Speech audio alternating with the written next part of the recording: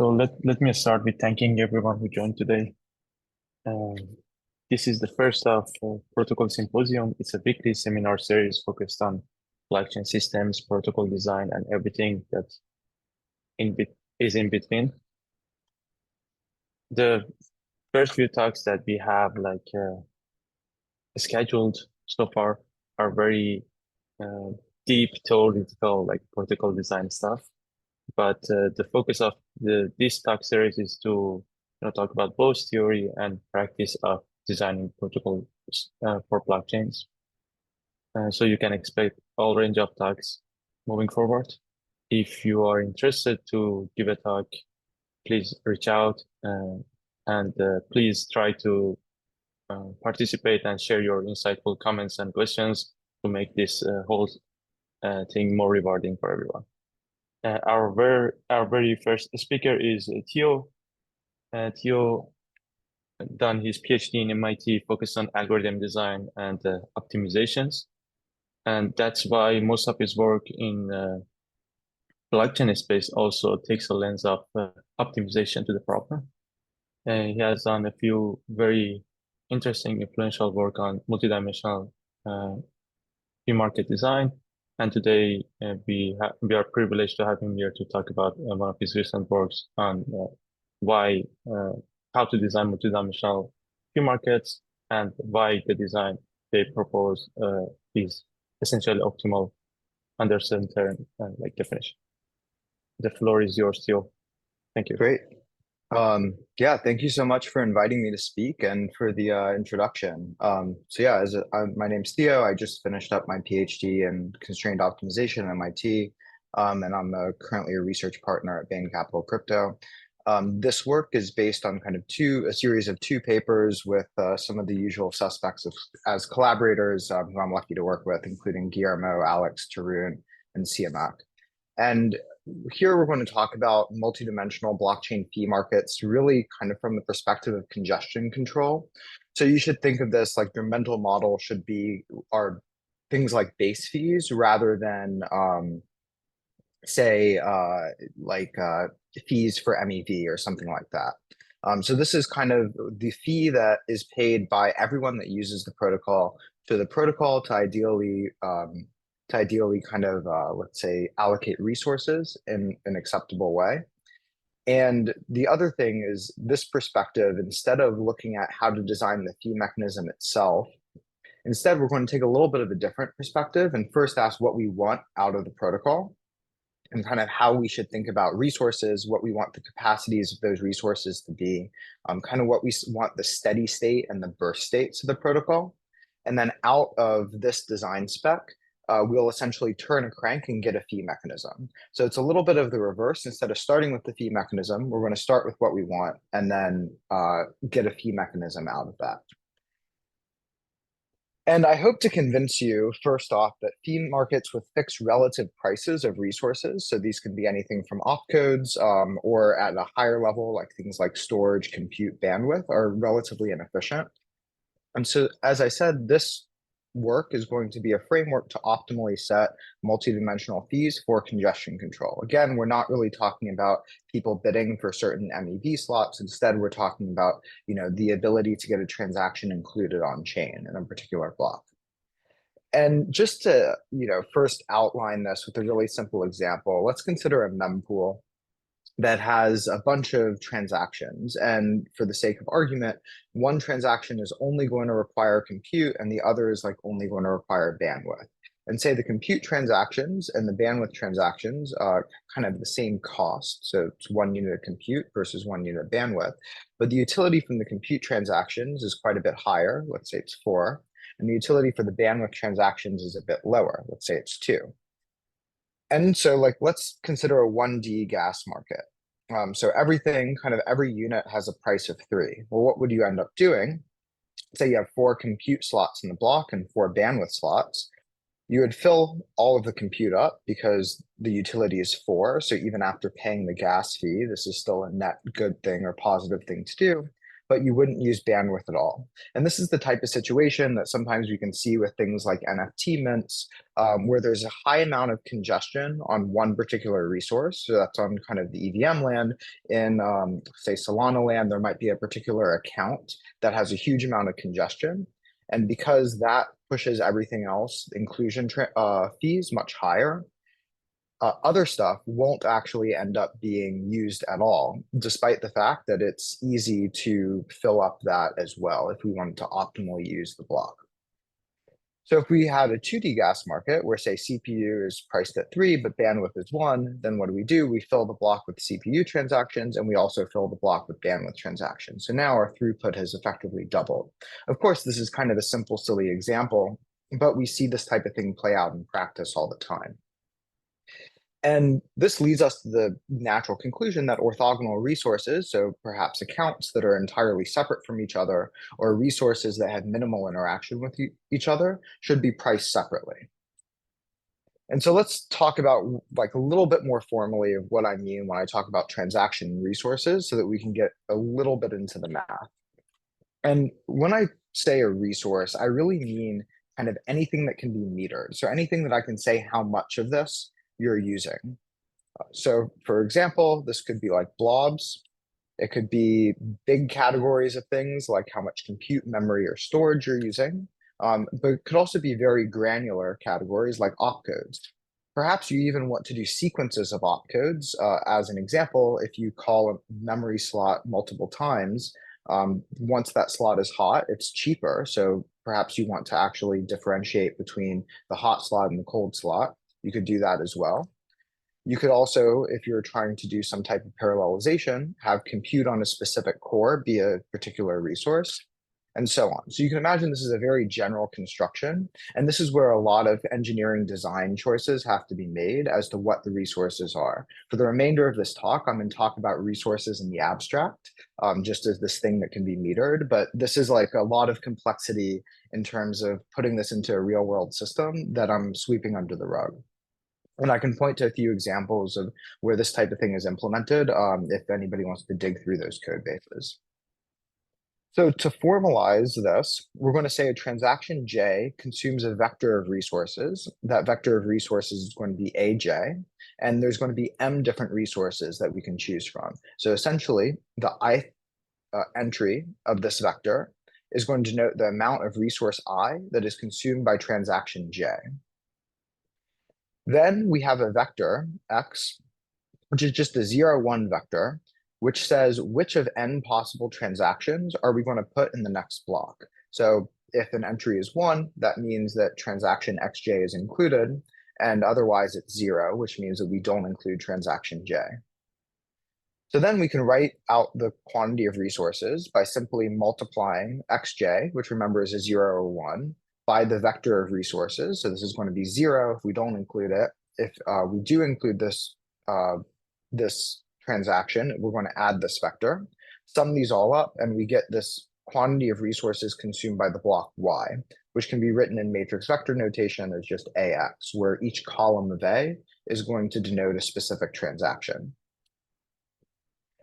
So then, well, we are talking about, kind of how to do congestion control. So we want to have some notion of, consumption targets and consumption limits, perhaps, for each resource used. So in this talk, we're going to denote the resource consumption target by a vector b star. And this means that we can write the deviation from the target as just ax minus b. So if we're using too much of a resource, ax, which is going to be the amount of resources used by a block, is going to be high, like say the ith component of ax. If we're using too much of resource I, more than the target, ax minus b, that the ith component of that vector is going to be positive, and otherwise it's going to be negative. So in Ethereum, currently there's, I guess, a 2D gas market, one for blobs, one for gas, or blob gas and regular gas. But B star for regular gas is going to be 15 million.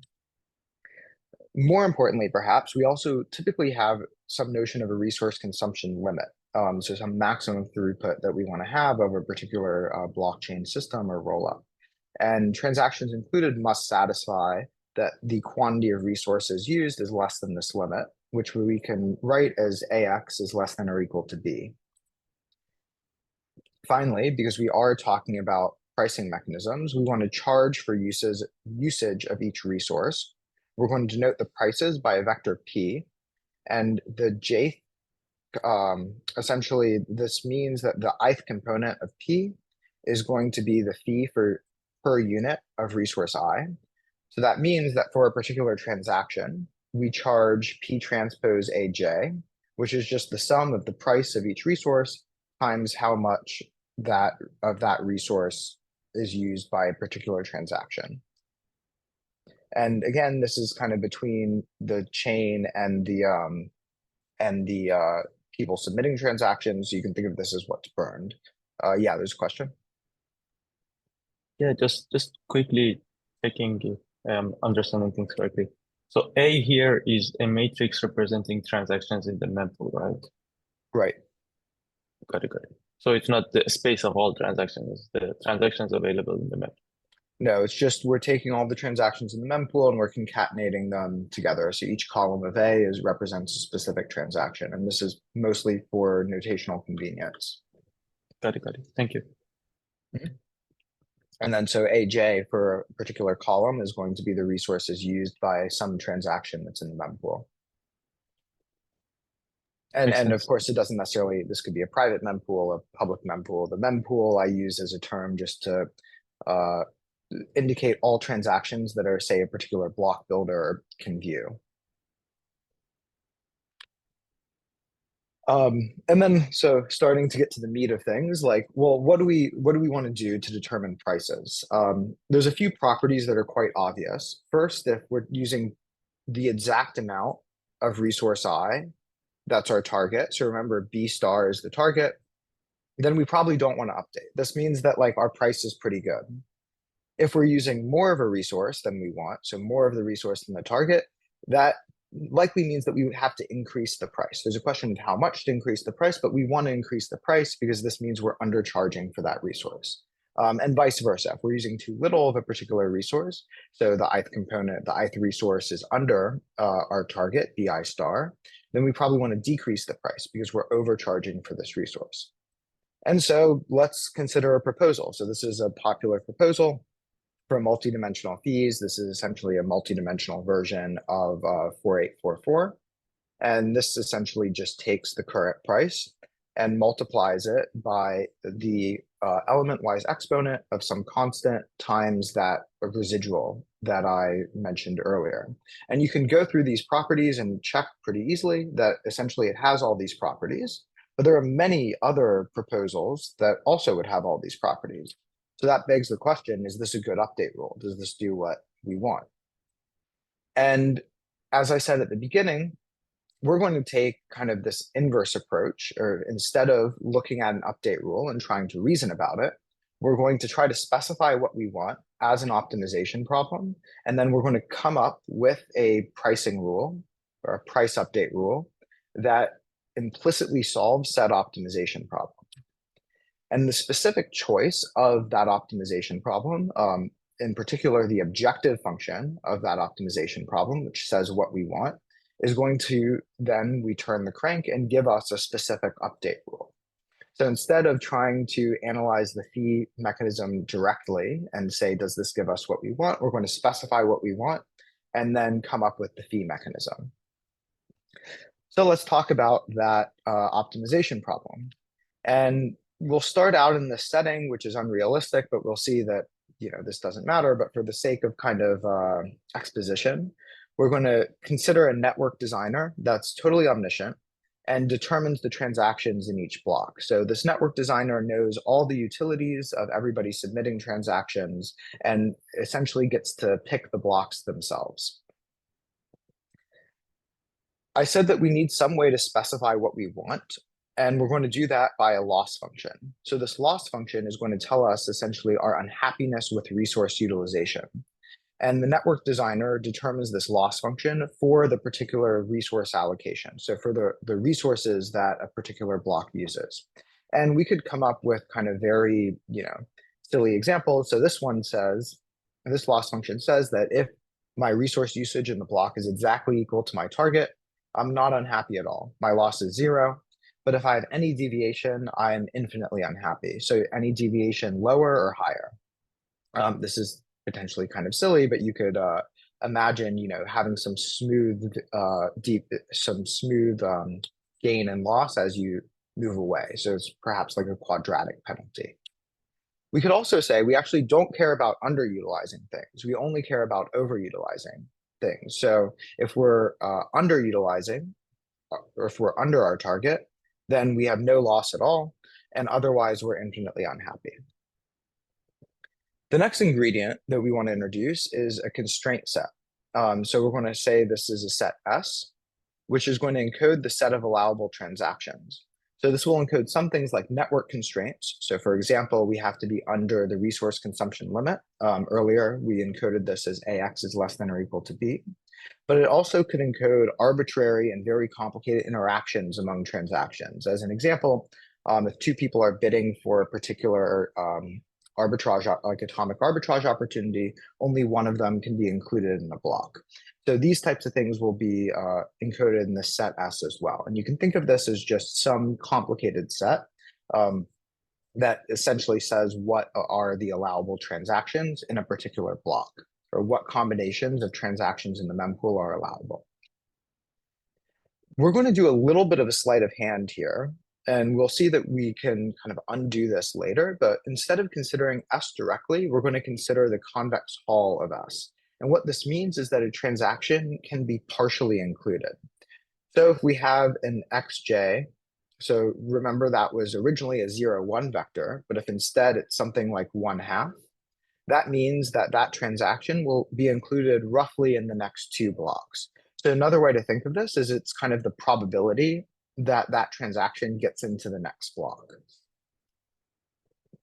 And then the final thing that we have to introduce to have this resource allocation problem is some utility function of the transaction producers. So this is essentially going to be users plus the validators plus the block builders, everybody interacting with the chain. And this means that, if let's say a user has to bid a high amount to get the transaction to the block, but that bid is going to say the validator or the block builder, this is going to kind of net out in this utility. So this is really just the utility that kind of this entire group of people submitting transactions and everybody in that pipeline before it hits the blockchain gets. And we're just going to specify this as a number. So if transaction J is included, the transaction producers get a joint utility QJ. Of course, we almost never know this in practice. You could make an argument that even people submitting transactions don't know what their exact utility is, but we'll see that the network does not need to know this.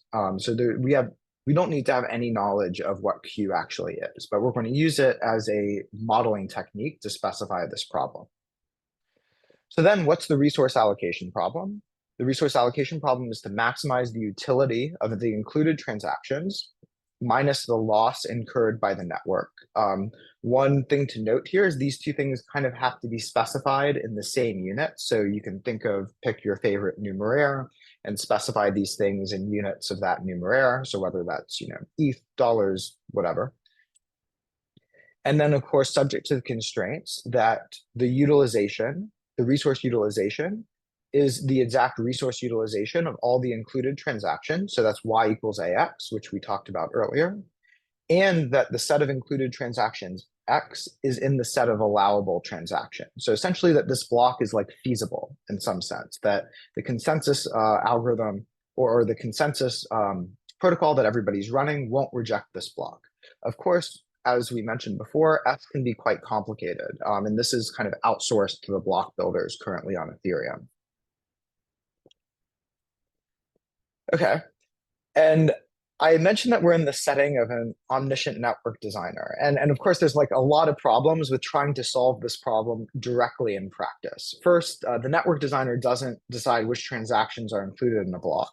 The block builders do this. And the block builders don't care about the loss that's incurred by the network. They only care about the set of allowable transactions because that comes from consensus.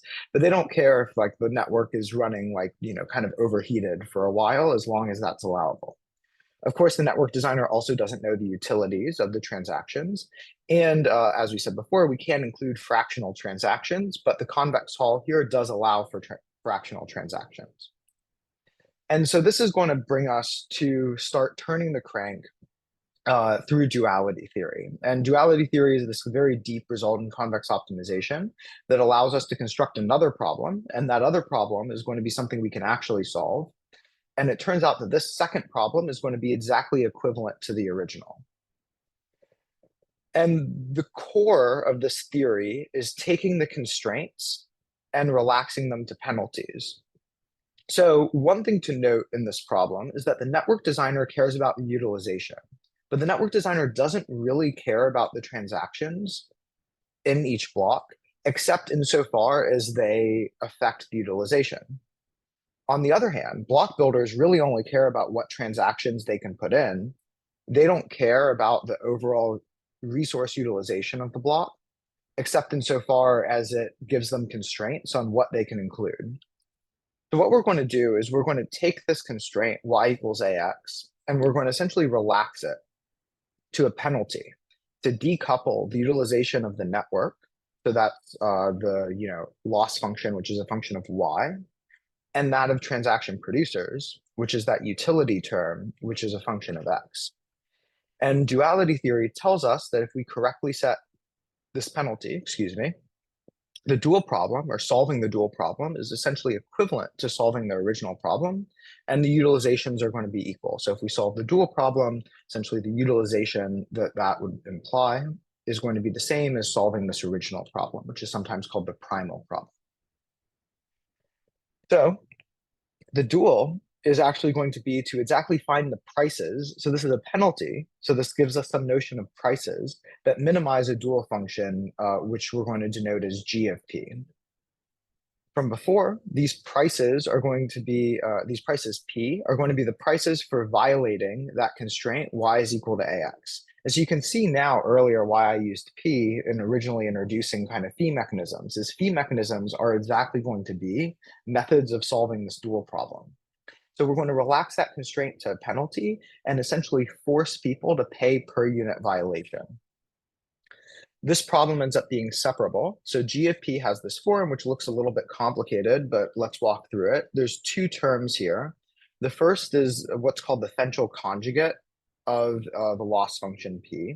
This is something that it comes from optimization theory. I would think of it as a function that is in most cases very easy to evaluate and has a closed form solution. As a simple example, if our loss function is quadratic, this conjugate function, L star of P, is going to also be a quadratic function. So we can kind of turn the crank and go from a closed form of a loss to a closed form of the Fenchel conjugate. So just think of it as this like easy to evaluate thing. The second term is a little bit more complicated, so let's look at it. And the second term can be interpreted as maximizing a net utility. So Q, remember, is the utility of including a particular transaction. And then A transpose P is going to be the cost based on prices P of that particular transaction. So that means Q minus A transpose P is the net utility of including that transaction. And so what this problem says is choose the X, so maximizing over X. So choose the transactions that maximize net utility subject to the constraint that I mentioned earlier, that this is in the set of allowable transactions. One thing to note, and this is why I said the convex hull doesn't really matter, is this actually has the same optimal value if we use S instead of the convex hull of S. So we don't have to say solve this relaxed version of this particular subproblem. We can solve it exactly, and it's the exact same. And I call this the block building problem because it is the exact problem solved by the block producers or the block builders. What they're trying to do is they're trying to find kind of the set of transactions that maximize the net utility. And this means that the network can observe the optimal value of this optimization problem.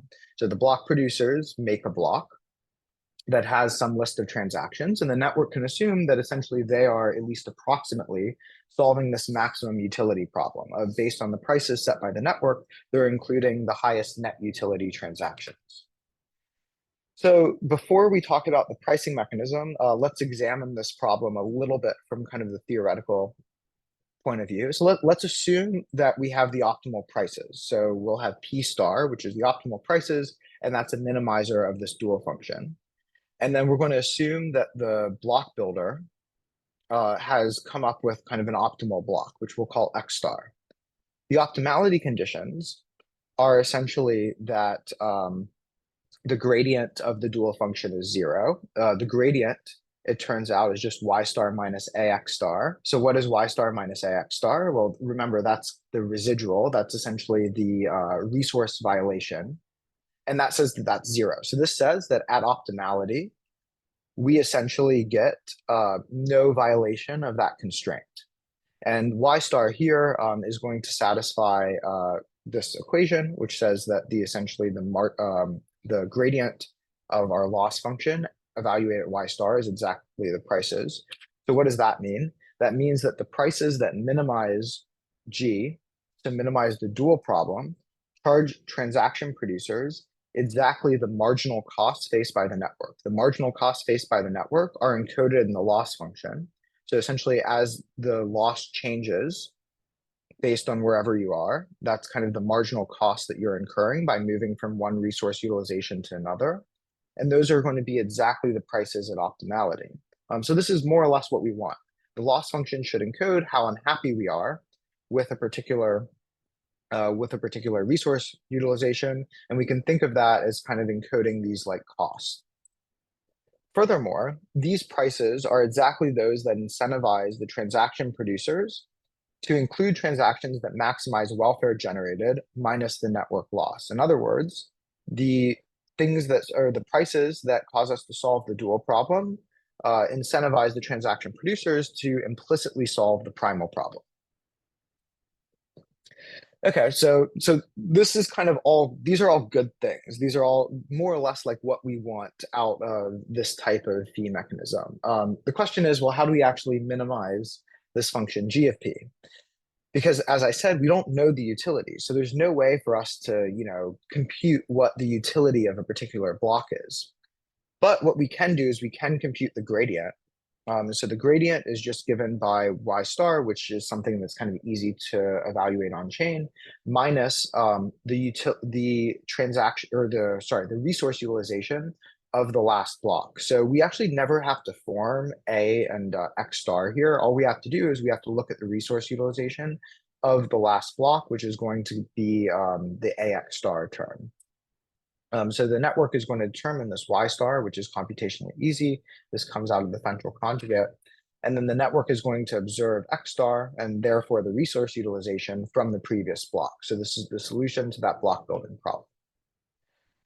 Then once we have the gradient, the network can apply whatever our favorite first order optimization method is. So for example, gradient descent or a variant thereof to compute a price update. Yes, question. Yeah, I mean, it's about the last slide where you're talking about the gradient of the loss function determining the price. So I'm wondering if you have like a block of transactions, think of me as a user making a single transaction. Does the price inside the block changes for me in the model you're thinking about, or say we have one X and then we update the X to include my transaction? Is that how? No, so we're kind of prices are fixed for a particular block. Like we set the prices, we solve the block building problem, we update the prices for the next block. So think of this like similar to the base fee on Ethereum right now. So right now I've only talked about the kind of single shot case. So I'm assuming that kind of, like in this slide in particular, I'm assuming that we actually have like the optimal prices already.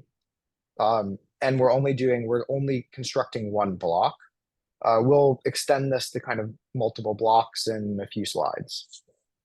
Got it. But we have to kind of do the single block thing before we can talk about multiple blocks. Got it. So assuming currently the prices are optimal, given the optimal solution for the selection of transactions available in the mempool, this is the optimal way to update the prices to get to the next optimal. vector Well, price? this slide doesn't talk about updating the prices at all. So this slide, what this slide says is let's assume we have the optimal prices. So we don't know anything else. We have the optimal prices. And then we charge, so we have the optimal prices and then we charge essentially these prices. If we're charging these prices, then the block builders will include the optimal transactions, or essentially the transactions that maximize their welfare minus the network's loss. So this is saying essentially if we kind of set prices correctly, then we're in a very good situation because essentially we set the prices correctly and everything else that we fall out that we want falls out of that. Um, we have to talk about then how to set prices correctly, which is what the next slide is we have to have some method because we, don't know what prices are necessarily. So we have to have some iterative method that tells us how to set prices. And we're going to talk about that in the multi-block case soon. Yeah, second question. So can you please go to the next slide? I have a question. So here you're basically calculating the gradient. Are you calculating these on chain? I mean, my question is that as far as I understood, the A matrix is representing all of the transactions in the mempool. So when you're calculating something on chain, you don't have any idea what's going on in the mempool. So it means that A should be representing all of the mine transaction, not those transactions. No. So remember, like I said when I was going through the slide, X star is only the transactions we include. So AX star is just a shorthand for the resource utilization of the block that we observe. So we don't care, we don't actually need to form this matrix at all. All we need to do is we need to observe the resource utilization of the last block, which is something that, of course, as soon as the block is published, we know, right? Okay. Okay. But yeah, it's a little bit, yeah, it's a little like, it is something that I'm glad you asked to clarify this because we don't actually have to form this. It's just to differentiate AX star here is the resource utilization of the previous transactions, whereas Y star actually comes directly from that Fenchel conjugate function. So Y star, if we don't have prices set optimally, then Y star may not be exactly equal to A times X star. Yes, and Y star is the target usage of the resources. So what was it? No,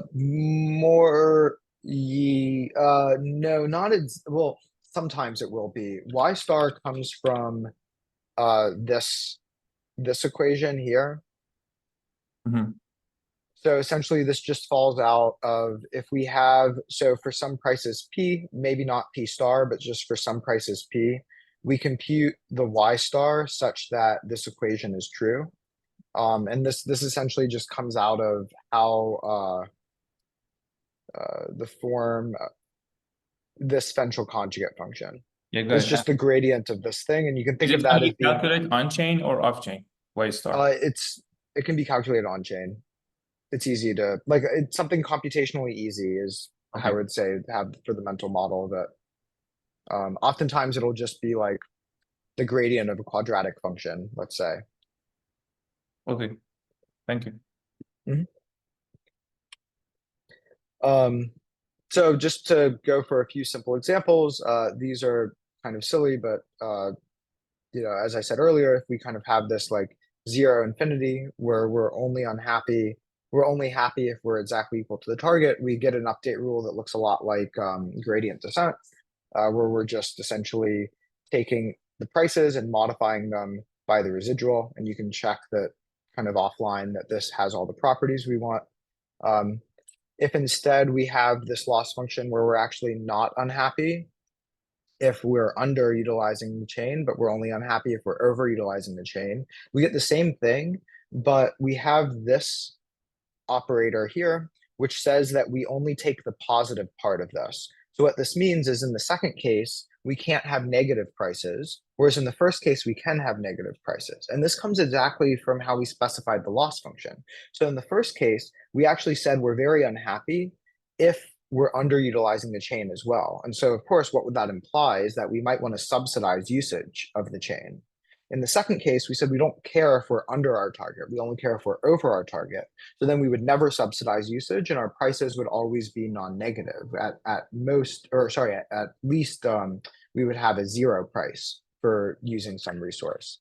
And then there's the one I introduced earlier, which unfortunately I don't have time to get into the details of in this talk, but we go through this in the paper. And in fact, if you want to see kind of a in-depth exploration of 1559 or 4844, kind of the 4844 version of it, that's in one of the appendices of the most recent paper.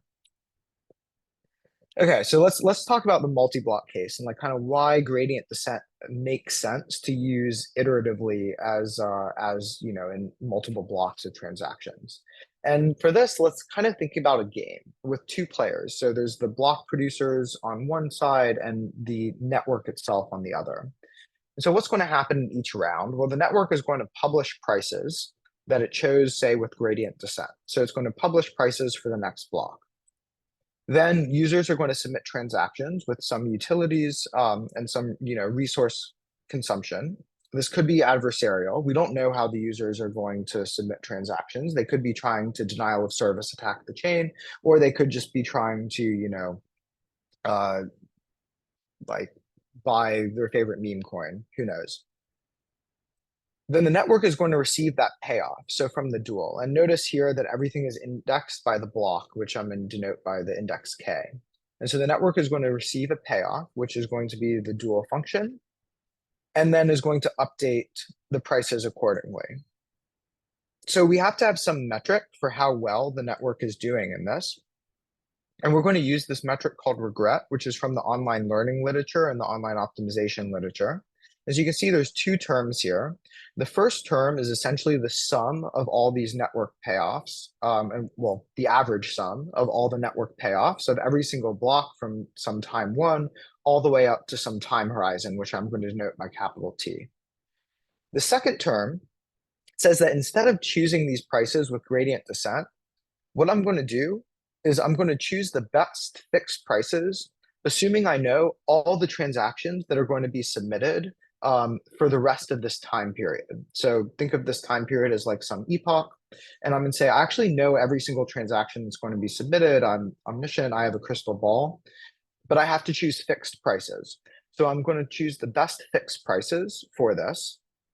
And then the metric that I look at is essentially how much worse does doing these dynamic prices, where users can be very adversarial. They could, you know, submit transactions that are trying to like screw over the network in any way possible. How much worse is that going to be versus this baseline of choosing the best fixed prices kind of with the crystal ball? And the main result of the second paper is that gradient descent with a particular step size chosen. So essentially with the step size that's a constant times 1 over the square root of the epoch is going to give us a regret that decays as 1 over the square root of the length of the epoch.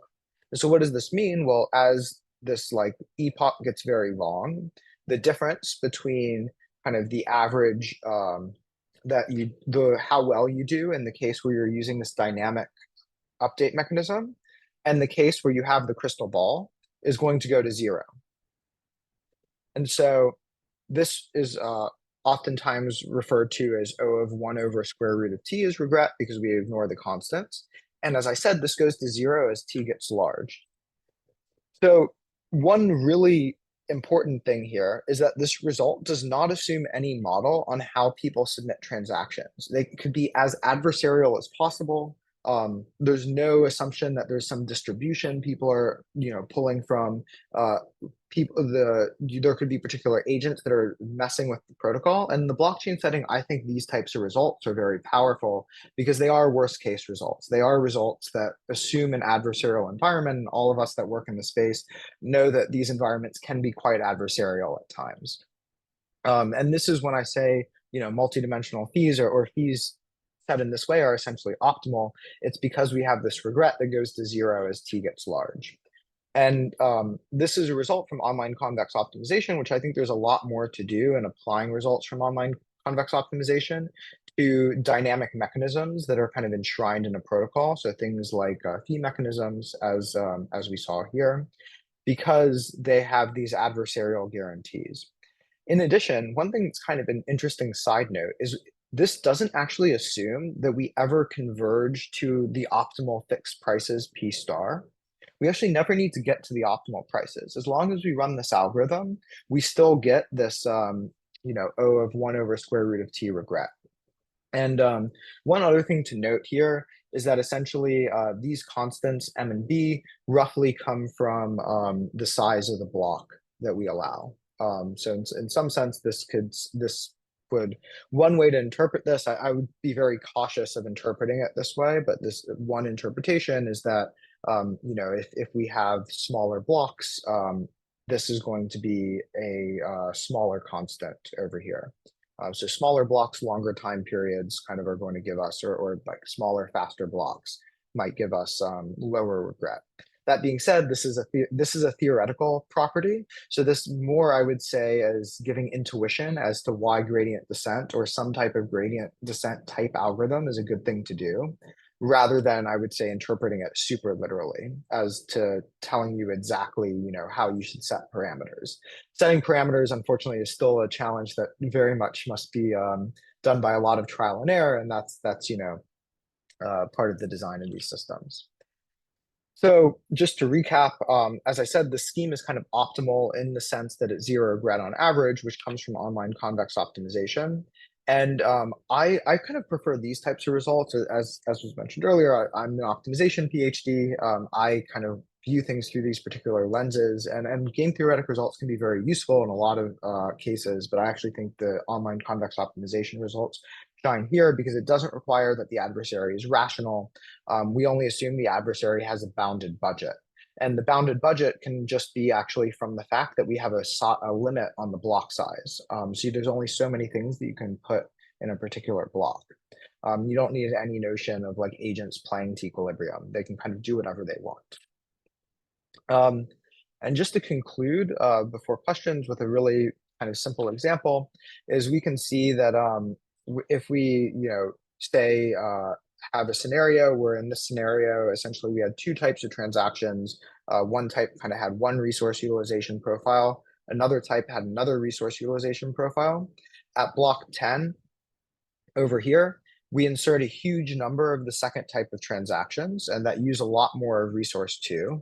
As you can see in the multidimensional case on the left, what happens is that essentially prices will adjust. They will allow for this kind of burst capacity of the second resource, and then we'll get back to a steady state afterwards. So these dashed lines are our targets, and these dotted lines are our limits. So this is the burst up to the limit, and so on. You can actually see for the first type of resource, we underutilize it here as we're clearing the second type of transactions, and then we kind of clear the backlog right here. One-dimensional fees, on the other hand, actually have this kind of chaotic oscillating behavior, and this is something that you can see in practice as well. There's a great paper I have in the references of my paper that kind of does a great study of observing some of these types of phenomena. And essentially we get this oscillatory behavior, and it takes quite a bit longer for the resources to kind of go back to the levels that we want. And so this is why I think multidimensional fees, kind of from the throughput perspective that I mentioned earlier, also are really where we want to go.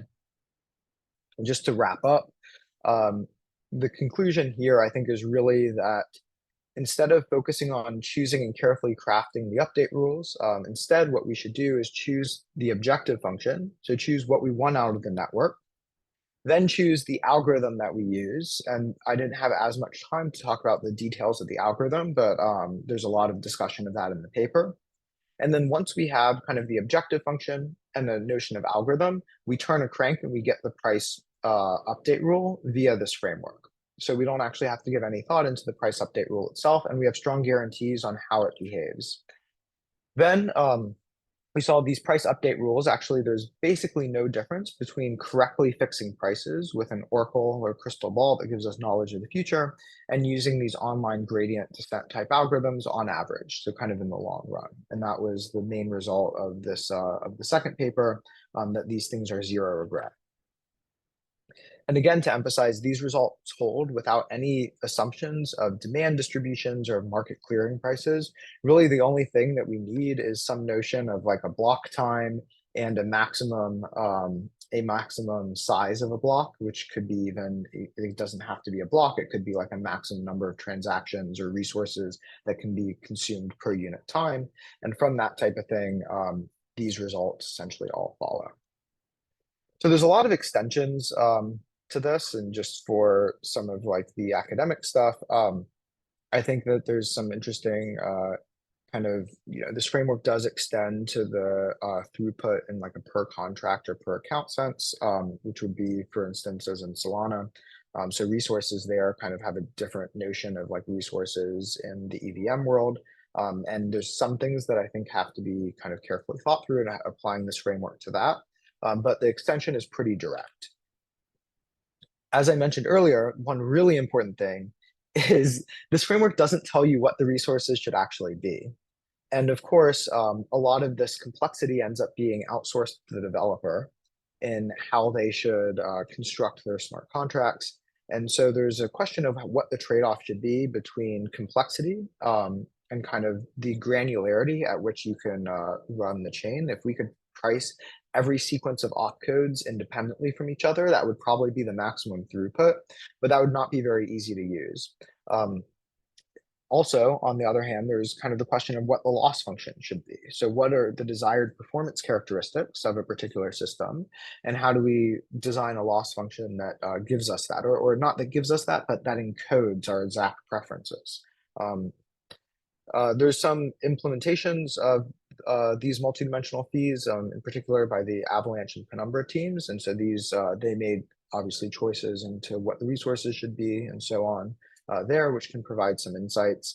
And actually like blob pricing, as well as I said, 4844 can be directly analyzed in this framework. And I'm happy to talk about that offline. But essentially, 4844 is a particular loss function with a particular choice of online optimization algorithm. And with that, you get the exact form of the 4844 price update rule. That leads us to kind of the next question, which is which update rules or which update algorithms, online optimization algorithms, are most useful. And so there's some trade-offs here between, say, convergence behavior and complexity. To what extent should different resources be coupled? Where, so for instance, like some resources also, you might want to increase their capacity or increase the price more rapidly than others because they're not able to sustain burst capacities for as long, and so on. So there's a lot of design decisions that have to be made even within the context of this framework, but I hope that this framework kind of gives a nice map to start to fill in the lines of. And as I mentioned earlier, while I talked about fee mechanisms, this is kind of likely relevant and useful for many similar mechanisms. So any mechanism that's protocol enshrined, where the protocol has to have a set way of doing things, and some people are paying that protocol. So this, you can imagine there's a lot of DeFi applications of this type of work as well. And yeah, and so for more info, please check out the paper. There's two papers here. This is the more recent one, which has all the online optimization results and kind of a summary of the first paper. The first paper goes a little bit more kind of in detail through some of the modeling decisions. And please reach out if you have any questions. Thank you. I'm also happy to take questions for the remainder of the time. Perfect. Thanks a lot. It was an amazing talk. I have a lot of questions myself, but I want to let others ask their questions first. So feel free to unmute yourself and ask questions.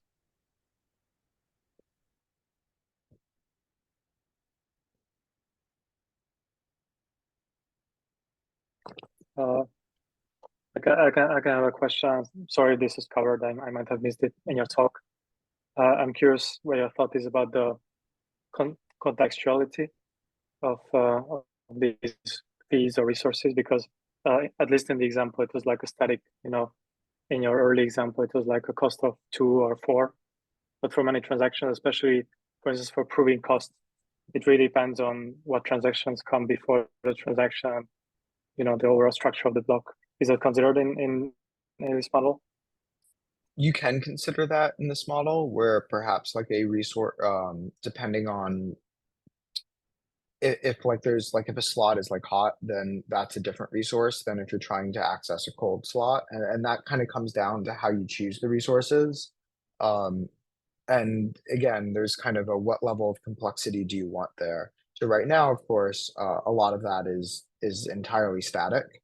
And not only static in the sense of like that in particular doesn't matter, but like say like a S read will always cost the same amount of gas, and the only thing fluctuating is gas. So in some sense, we can always say something silly like an S read will always cost, I don't know, whatever it is, like 250 additions. And it doesn't really matter how else like we do it. So I would say there's a question of to what this model does encompass it. There's a question of how much you want to encode in that, and I think that is somewhat of a design question as well. There's also, though, the other hand of, let's say, this was talked about in a per block sense, but it doesn't in a lot of L1s it makes a lot of sense to think about it in per block, but on rollups or like anything where there's a sequencer, it doesn't necessarily make sense to, I mean, if there's not a really strong notion of like what a block is,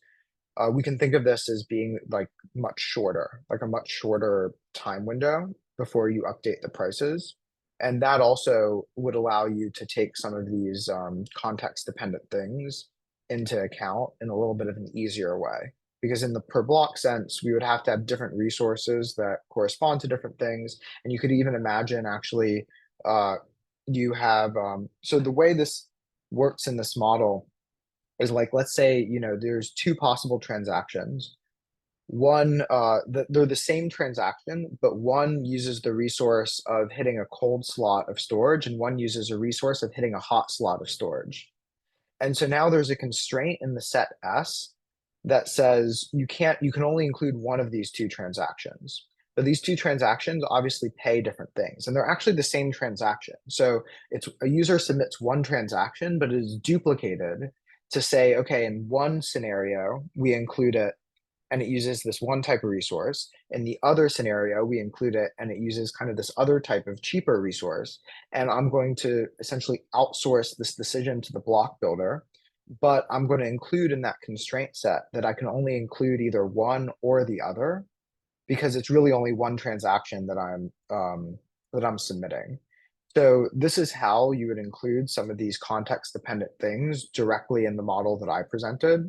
But as I said, perhaps if you do this in a way that's like where there's like a much shorter block times, you just update the prices. That's kind of another way of getting around it. Did that make sense? So it's kind of like it does include it. There's a complexity trade-off though. Yeah, I guess I'm curious about because you can say you can either include one transaction or the other, but there might be cases where transactions A and B, you can include A and after that B, but the other order doesn't work. Yeah. And I guess the only question is that do your conclusions hold up with this more complex model? Yes, it would just be like that would just be in kind of encoded in this constraint set. But like I said, perhaps if you have one of these things where the gas of a transaction is context dependent, depending on what was included before or after, you would probably or have something where you would actually duplicate that transaction into two transactions. The two transactions would have different resource allocations, and you'd have some constraint that says only one of these at most one of these two transactions can be included. And that would give you kind of the full expressivity, but again, at the cost of additional complexity. Hey, can I? But that's a great question. Oh, sorry, go ahead. Sorry. I have two quick questions. I wasn't here for the beginning of the talk, so apologies if the first one is was already covered. But when you're talking about multidimensional resources in the blockchain setting, like that means something like instead of gas or compute units, you have like storage slots or other. Is that a good analogy for what the breakdown is like? Yeah, it just can be anything that can be metered, but yeah, I mean, sometimes in proposals, these are talked about, oh, you have compute gas, you have memory gas, you have storage gas, you have bandwidth gas, whatever. It could be at the opcode level, it could be on the sequences of opcodes, where different sequences of opcodes that you call are different. It could be an opcode executed on a particular core of the machine. So it doesn't really like, this is kind of a big design question, and that's not covered by this framework directly, just because it depends very specifically on, the hardware requirements of the system and kind of a lot of other considerations. But it's, as long as you can meter it, so as long as you can tell me how much of this thing I used, then it can be a resource. And all of these essentially kind of have their own floating price that you're paying per unit of that thing you're using. So to what degree does like the result that you have, which seems to be that the like multidimensional markets are relatively efficient, to what degree does that hold if the the resource space that you choose is incomplete or isn't like the optimal one? So the result itself still holds. Like, let's go to this result. And the reason, so if like looking at this result, say we're doing a one-dimensional fee market. This is going to be the best one-dimensional price, and this is going to be this dynamic one-dimensional price. So the result doesn't actually give you that much intuition as to, what increasing the dimensions gets you. And that's going to be, again, pretty specific to the system, because sometimes you can imagine you add on a dimension, but that dimension is like in some ways redundant to what you already have. So you're actually not going to get anything different. Here, it's because we're choosing the baseline to have kind of the same dimensionality as this dynamic pricing mechanism. The result is entirely independent of the number of resources that you have. And then choosing these resources is more of like a design question. I tried to give some intuition at the beginning as to like where this can be a throughput bottleneck, but I think this is something that really just like comes from what does usage of a particular system look like, and then as a result, like of that usage, kind of what are the mostly orthogonal resources that kind of don't interact with each other, and then choosing something like that. Gotcha. That makes sense. One quick question on this slide. If I mean, you say that like this doesn't assume any model of like the types of transactions that are being submitted. Can you give some intuition for, at least in this theoretical model, why it isn't the case that like adversarial transactions could like I guess mess up this result? Yeah, that's a good question. So I guess one caveat with the result is if you do assume, say like a distribution that the transactions are being chosen from, you get something that's much stronger. Like you get that essentially the regret will go to zero much quicker. So you might get something that's like 1 over t instead of 1 over square root t. And of course, like, let's say t is like something like 10 to the 4. Right, 1 over square root of that is going to be 1 over 100. 1 over t is going to be another factor of 100, like less than that. So if you do assume model, you do get a stronger result. The intuition for this in particular kind of comes out of, I would say, the ability for us to construct pretty good lower bounds on convex functions, like linear linear model lower bounds that are somewhat independent of the rest of the behavior of it. And that's why we can get this result like at all. But the result itself in kind of a pure adversarial sense is somewhat weak. Because of this like 1 over square root t isn't actually that fast. But what it says, which is I think like very important, is that you're not getting like totally screwed. The system is still kind of behaving as best that it could, even under this adversarial behavior. I have a follow-up question about like the number of dimensions. So let's do this thought experiment. Let's say we choose our resources are like every sequence of length 10 or like 100 of different outputs, right? So that gives us a lot of dimensions for the resource. Sure. And let me try to make this like benchmark we have a little bit bad looking. Say the transactions come in this way. First, everybody sends the first sequence of transactions. Then everybody sends the second sequence of transactions. Like throughout time, people are using, like in each iteration, people are using a specific every transaction using a specific sequence of like Right. opcodes. So what ends up happening if we know this is the sequence of transaction is that we probably have to have elevated prices for all these resource types, right? At all times, like. Oh yeah, go ahead. Sorry. And like I'm intuitively, I think that causes like this number, like this difference to grow, because like now what the fixed prices do is have prices high at all time, but probably I'm not sure, but my guess is So this is like why this result is so powerful is even under the most adversarial conditions, under a long enough time horizon, and depending on kind of the constants M and B there, which I said are kind of related to the size of the block, this will still go to zero.